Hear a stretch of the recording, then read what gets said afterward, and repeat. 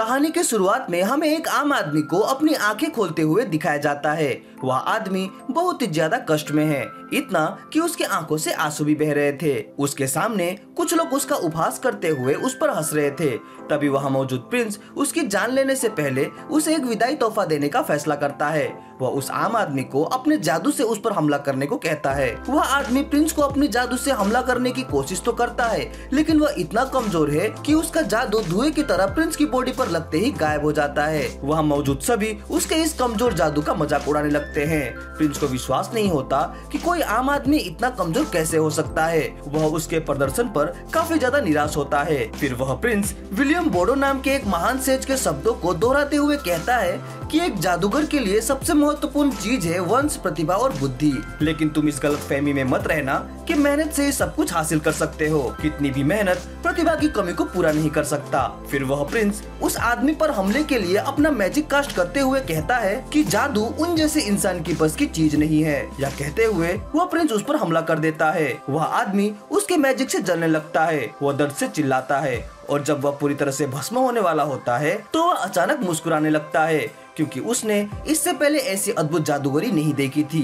वह मरने की कगार में होते हुए भी इस जादू की सुंदरता की प्रशंसा किए बिना खुद को नहीं रोक सकता। वह चाहता है कि जब तक वह जीवित रहे ऐसे जादू के बारे में और अधिक जाने और इसमें महारत हासिल करे। अपनी आखिरी सांस में वह ऐसे जादू को अनुभव करने के लिए ईश्वर से एक और जीवन देने की प्रार्थना करता है और समाप्त हो जाता है। लेकिन तभी अचानक उसकी आंखें खुलती है और वह खुद को एक खिलौने पकड़े हुए नौकरानियों के बीच घिरा हुआ पाता है। वह सोचता है कि ये कौन है और वो कहाँ है। वह सोचता है कि कहीं ये सब जाइंट्स तो नहीं है। खुद को इनसे बचाने के चक्कर में वो फायर स्पेल कास्ट कर देता है, जिससे कि वहाँ बहुत बड़ा धमाका होता है। और इसके साथ ही सोलम किंगडम के 7वें प्रिंस के जन्म की खुशी में आतिशबाजियां शुरू हो जाती है और चारों तरफ खुशियों का वातावरण छा जाता है। इधर इस बच्चे द्वारा किए ब्लास्ट से महल के सारी मेट्स काफी ज्यादा हैरान हो जाती है। वह बच्चा अपनी इस अद्भुत शक्ति को देख काफी ज्यादा खुश हो जाता है। उस बच्चे का नाम लॉयड रखा जाता है। कुछ साल बाद प्रिंस लॉयड अब थोड़ा बड़ा हो गया है और बदमाश भी। सारी मेट्स उसे महल में इधर उधर ढूंढ रही है और वह उनसे छुपकर बैठा हुआ है। जब वे मेट्स वहाँ से निकलती है तो मौका देखकर प्रिंस वहाँ से भागने लगता है,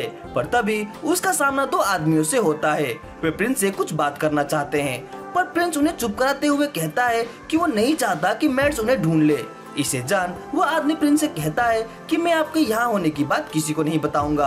फिर वह आदमी प्रिंस से कहता है कि क्या वह उनके साथ शिकार खेलने जाना चाहेगा। उसका यह कहना ही था कि तब तक लॉयड वहाँ से चला जा चुका होता है। वह आदमी प्रिंस के उसके बाद सुने बिना वहाँ से भाग जाने को लेकर काफी ज्यादा निराश हो जाता है। इस पर उसका दोस्त कहता है कि कोई नहीं, वैसे भी वह 7वां प्रिंस है, उसे राजगद्दी नहीं मिलने वाली। इस पर वो आदमी कहता है कि ये प्रिंस कोई आम प्रिंस नहीं है। इसने जन्म के कुछ समय बाद ही बोलना शुरू कर दिया था, जादू की किताब पढ़ने लग गया था, यहाँ तक कि एक जेंटलमैन की तरह उसने अपनी माँ के दूध को भी पीने से इनकार कर दिया था। वो आगे कहता है कि उसे लगता है कि यह प्रिंस जरूर महान सेज विलियम बोडो का पुनरावतार है। इधर लॉयड को सीढ़ियों से भागते हुए यह एहसास होता है कि वह आदमी शायद उसके पूर्ण जन्म को लेकर सही कह रहा है। उसे याद है कि पिछले जीवन में वो एक आम आदमी था, लेकिन उसे पता नहीं कि क्यों इस जीवन में उसे पिछले जीवन की बातें भी याद हैं। मैट्स से छुपते हुए लॉयड सोचता है कि आखिर उसका पूर्ण जन्म ऐसे शाही परिवार में क्यों हुआ होगा। पर जो भी हो, भले उसका जन्म एक राजघराने में हुआ है, पर उसके जीवन का उद्देश्य वही होगा जो पिछले जीवन में उसने सोचा था, बेहतर से बेहतर जादू की खोज। वो छुपते छुपाते हुए ही रॉयल लाइब्रेरी में प्रवेश करता है। वहाँ पड़े मैजिक बुक को देख उसकी खुशी का कोई ठिकाना नहीं होता। यहाँ इतने सारे मैजिक बुक थे कि इतना तो उसने पिछले जन्म में अपने मैजिक स्कूल में भी नहीं देखे थे। वह सेल्फ से एक किताब निकालता है और उसे खोलने लगता है, पर तभी एक लड़की पीछे से आकर उसका बुक छीन लेती है।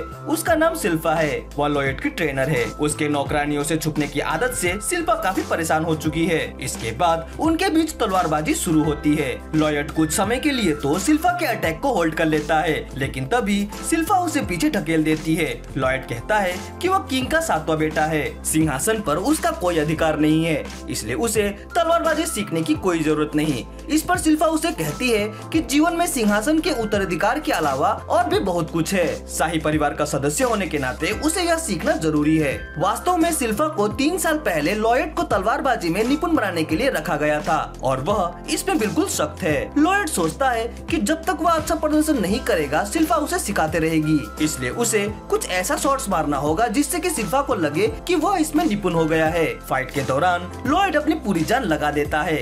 लॉयड के स्किल्स को देख सिल्फा सोचती है कि लॉयड गुजरते दिन के साथ काफी मजबूत होता जा रहा है, पर लॉयड को उसके कॉम्प्लीमेंट से कोई फर्क नहीं पड़ता क्योंकि उसे तो किसी तरह खुद को मजबूत दिखाना है। इसके लिए वो चुपके से कंट्रोल टाइप मैजिक का इस्तेमाल करते हुए सिल्फा के मूव्स को कॉपी करने लगता है। ऐसा लगता है कि जैसे सिल्फा अपने ही प्रतिरूप के साथ लड़ रही हो। भले ही जादू का इस्तेमाल करना चीटिंग है, लेकिन लॉयड को तो बस यहाँ से बाहर निकलना है ताकि वो जादुई किताबों को पढ़ सके। लॉयड के जादू का इस्तेमाल करने के बाद भी सिल्फा उस पर भारी पड़ जाती है। लॉयड महसूस करता है कि सिल्फा अभी भी अपने आर्म, स्ट्रेंथ, स्टेमिना और हाइट की वजह से उससे आगे है। भले ही वो उसकी टेक्निक को कॉपी तो कर सकता है, पर इन चीजों की वजह से वो उससे आगे ही रहेगी। इसीलिए वो फिर से चीटिंग करने का सोचता है। वह अपने तलवार की लंबाई, शारीरिक शक्ति और ऊंचाई बढ़ाने के लिए जादू का प्रयोग करता है। इस बार वो सिल्फा को टक्कर देने में सक्षम है। उसे उम्मीद है कि वो इस बार तो सिल्फा को हरा कर रहेगा। उनके बीच काफी लंबी तलवारबाजी होती है। तभी अचानक लॉयड अपने ट्रेस मैजिक का यूज करता है, जिससे कि वो सिल्फा के मूव्स को मिरर कर उसे पीछे से वार करने की कोशिश करता है। इसे देख सिल्फा चौंक जाती है। लॉयड को लगता है कि खेल अब खत्म हो गया, अब वह शांति से वापस जाकर बुक पढ़ सकता है। लेकिन तभी सिल्फा उसके अटैक को रोक देती है। वह जानती थी कि लॉयड अब तक मैजिक का इस्तेमाल कर रहा था। इसे सुन लॉयड चौंक जाता है। उसे लगा था कि शायद सिल्फा इसे पकड़ नहीं पाएगी। सिल्फा यह जानकर खुश है कि लॉयड इतना प्रतिभाशाली है कि वो अपनी कमियों को छुपा सकता है। उसने एक साथ 2 मैजिक का इस्तेमाल किया जो कि बड़े बड़े जादूगर भी नहीं कर सकते। वो उसे आगे कहती है कि वो अपने विकास के लिए जल्दबाजी बिल्कुल न करे, बल्कि अपनी गति से आगे बढ़े। लॉयड महसूस करता है कि सिल्फा ने उसके फिजिकल इनहेंसमेंट और कंट्रोल स्किल जैसे जादू को तो नोटिस ही नहीं किया, क्योंकि वह 2 नहीं बल्कि एक साथ 4 मैजिक यूज कर रहा था। पर वह यह बात उससे छुपा कर ही रखना चाहता है ताकि वह उस पर दबाव न डाले। इसके बाद सिल्फा उसे नहाने नौकरानियों के बाथटब ले जाती है, पर लॉयड इससे काफी ज्यादा गुस्सा है। वह उसे कहता है कि वह खुद भी स्नान कर सकता है, लेकिन सिल्फा उसे अपनी नजरों से ओझल होना नहीं देना चाहती, क्योंकि उसे पता है कि वो भागकर सीधे किताबों के ढेर के पास ही चला जाएगा। किताबों को ना पढ़ पाने की वजह से लॉयड निराश है, लेकिन तभी बाकी नौकरानियां उसे बताती है कि अगर वह इसी तरह लाइब्रेरी जाता रहा तो लाइब्रेरी का डीमन उसे खा जाएगा। लॉयड इसे सुन चौंक जाता है कि इस महल में और एक लाइब्रेरी है जिसमें कि एक डीमन को सील किया गया है। फिर वे नौकरानियां उसे डीमन ग्रिमोर के बारे में बताने लगती है, जिसने कि बहुत समय पहले इस किंगडम को लगभग खत्म ही कर दिया था। उस डीमन को बुक में सील करने के लिए कई सारे सेज ने मिलकर प्रयास किया था, तब जाकर यह संभव हो पाया। सिल्फा को लगता है कि यह कहानी बस एक अफवाह है। उसे विश्वास नहीं होता कि महल के नीचे ऐसी कोई लाइब्रेरी भी है जहां मॉन्स्टर को सील किया गया है। सिल्फा को नहीं लगता कि लॉयड ऐसी कहानियों से डर जाएगा, लेकिन वह उसे कांपते हुए देख आश्चर्यचकित हो जाती है। फिर उनमें से कुछ मेट्स आज रात लॉयड को अपने साथ सुलाने की बात करने लगती है, पर सिल्फा उन्हें कहती है कि लॉयड को सुलाने का काम मेरा है और ये मैं ही कर सकती हूँ। इस पर नौकरानियों के बीच बहस छिड़ जाती है, जिसका फायदा उठाकर लॉयड वहाँ से भाग जाता है।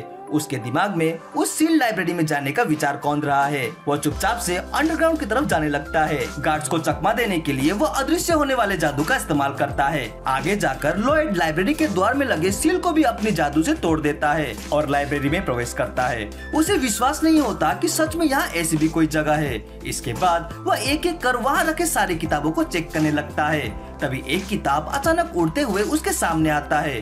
फिर उस किताब से एक डीमन बाहर निकलते हुए लॉयड से कहता है कि वह उसे यहाँ देख काफी हैरान है, क्योंकि उसने यहाँ के सील को तोड़ दिया। लॉयड उससे पूछता है कि तुम कौन हो। इस पर वह डीमन खुद का परिचय देते हुए कहता है कि उसका नाम ग्रिमोयर है। ग्रिमोयर का नाम सुनते ही लॉयड को यह पता चल जाता है कि यह वही डीमन है जिसकी बातें मैट्स कर रही थी। इसके बाद ग्रिमोयर लॉयड को उसे इस बुक से फ्री करने के लिए कन्विंस करते हुए कहता है कि सील पहले से ही खराब हो चुकी है और बहुत जल्द ही वो इससे फ्री भी हो जाएगा, लेकिन अगर उसने उसे अभी फ्री कर दिया तो वो उसे ढेर सारा सोना देगा। यह कहते हुए वो लॉयड को सोने के कुछ सैंपल्स देता है, पर लॉयड उस डीमन के क्रिएशन मैजिक से बिल्कुल भी प्रभावित नहीं होता। उसने बस धूल से सोने का ढेला बनाया था जिसे लॉयड आसानी से मसल देता है। यह देख ग्रिमोयर चौंक जाता है। फिर लॉयड उसे कहता है कि वो इस पुरानी सील को चेंज कर नया सील लगा देने की सोच रहा है, क्योंकि वह नहीं चाहता कि ग्रिमोयर उसे जादू सीखने में प्रॉब्लम क्रिएट करे। इस पर ग्रिमोयर उसे समझाते हुए कहता है कि उसे यहाँ के लोगों से कोई शिकायत नहीं है, क्योंकि जिन सेज ने उन्हें यहाँ सील किया था वो तो काफी अरसे पहले ही चल बसे हैं। वह यहाँ किसी को कोई तकलीफ नहीं पहुँचाएगा। पर लॉयड उस पर विश्वास नहीं करता। ग्रिमोयर हताश हो जाता है। फिर वह लॉयड को कुछ प्राचीन जादू सिखाने की पेशकश करता है जो कि समय के साथ खो चुकी है। इसे सुन लॉयड काफी ज्यादा एक्साइटेड हो जाता है। ग्रिमोयर कहता है कि वह उसे जरूर सिखाएगा, क्योंकि उसने उसके अंदर काफी प्रतिभा महसूस की है। लॉयड को उस प्रिंस की बात याद आने लगती है जिसने उसे कहा था कि जादू उसे कभी स्वीकार नहीं करेगी, क्योंकि वह एक आम आदमी है। पर इस जन्म में उसे कोई साधारण बॉडी नहीं मिली है, उसे सब कुछ सीखना है। यह सोचते हुए वो ग्रिमोयर को फ्री करने का डिसाइड करता है। फ्री होते ही डीमन के खुशी का कोई ठिकाना नहीं होता। फिर लॉयड उस डीमन से जादू सिखाने का आग्रह करता है। अपने वचन के अनुसार डीमन तुरंत ही लॉयड पर एक प्राचीन फ्लेम मैजिक से अटैक कर देता है। उसे लगता नहीं कि लॉयड इसे झेल पाएगा, इसलिए वह वहाँ से बाहर जाने का फैसला करता है। लेकिन तभी धुआं छटने पर वो यह देख चौंक जाता है कि लॉयड को तो कुछ नहीं हुआ। लॉयड ने अपने चारों ओर एक प्रोटेक्ट बैरियर बना रखी थी। लॉयड को डीमन का यह जादू काफी ज्यादा अच्छा लगता है और वह उसे ऐसी और जादू सिखाने को कहता है। इसे सुन वह डीमन काफी ज्यादा गुस्सा हो जाता है और वह लॉयड पर अपनी प्राचीन जादुई शक्तियों से अटैक करने लगता है। लेकिन उनमें से एक भी लॉयड के बैरियर को तोड़ नहीं पाता। इसे देख डीमन काफी चकित हो जाता है। उसे समझ में नहीं आता कि आखिर लॉयड का बैरियर किस चीज से बना है। इधर लॉयड डीमन के इस जादू को देख इतना ज्यादा उत्साहित हो जाता है कि वह इसे स्वयं पर ही आजमाने लगता है और इसके कॉम्पोजिशन को समझने की कोशिश करता है। भले ही इसमें उसकी अंगुली पूरी जल जाती है, पर वह और भी ज्यादा जादू देखना चाहता है। इसे सुन ग्रिमोयर और भी ज्यादा गुस्सा हो जाता है और अपना दो मुंह निकालते हुए मंत्रों का जाप करने लगता है और एक बहुत ही प्राचीन खतरनाक जादू का अटैक लॉयड पर कर देता है। इस दौरान लॉयड मंत्रों के पैटर्न और जादू को एनालाइज करने लगता है, पर यह जादुई हमला भी उसके बैरियर पर एक खरोच भी नहीं डाल पाता। इधर ग्रिमोयर को यकीन नहीं होता कि लॉयड अभी तक जीवित है। उसे लगता है कि वो लॉयड का मुकाबला नहीं कर सकेगा, इसलिए वह वहाँ से जान बचाकर भागने की कोशिश करता है, पर वह बाहर नहीं जा पाता क्योंकि उसके चारों ओर भी एक बैरियर बना हुआ था। फिर लॉयड उसे बताता है कि उसने सुरक्षा को मद्देनजर रखते हुए चारों ओर बैरियर बना रखी है ताकि किसी को कोई आहत न पहुँचे। पर ग्रिमोयर इस तरह के लड़ाई से थक चुका है। अब वह लॉयड को पूरी तरह से खत्म ही करना चाहता है, लेकिन लॉयड कहता है कि वो उसके सारे जादू देख चुका है। अब वह उसके डिफेंस को टेस्ट करना चाहता है। यह कहकर वह एक बहुत ही शक्तिशाली फायर स्पेल कास्ट करता है। इसे देख ग्रिमोयर को यकीन नहीं होता कि लॉयड के अंदर माना का इतना भंडार है। वह इस फायर से बचने की कोशिश तो करता है पर बुरी तरह से जल जाता है। लॉयड को आश्चर्य होता है कि ग्रिमोयर आखिर इस हमले से बचने में सक्षम क्यों नहीं हो सका, और इधर ग्रिमोयर लॉयड की इतनी शक्ति को देख हैरान है। फिर लॉयड अपने जादू से लाइब्रेरी के डैमेज को रिपेयर कर देता है। इसे देख ग्रिमोयर स्तब्ध रह जाता है क्योंकि उसने पहले कभी ऐसा अद्भुत जादू नहीं देखा था। वह लॉयड के सामने रेस्पेक्टली व्यवहार करने का निर्णय लेता है क्योंकि वो अमेजिंग है। लॉयड जानता है कि डीमन को जादू से मारा नहीं जा सकता, इसीलिए वो ग्रिमोयर के लिमिट्स को जांचने का फैसला करता है। लेकिन इस पर ग्रिमोयर डर के मारे उससे दूर चला जाता है।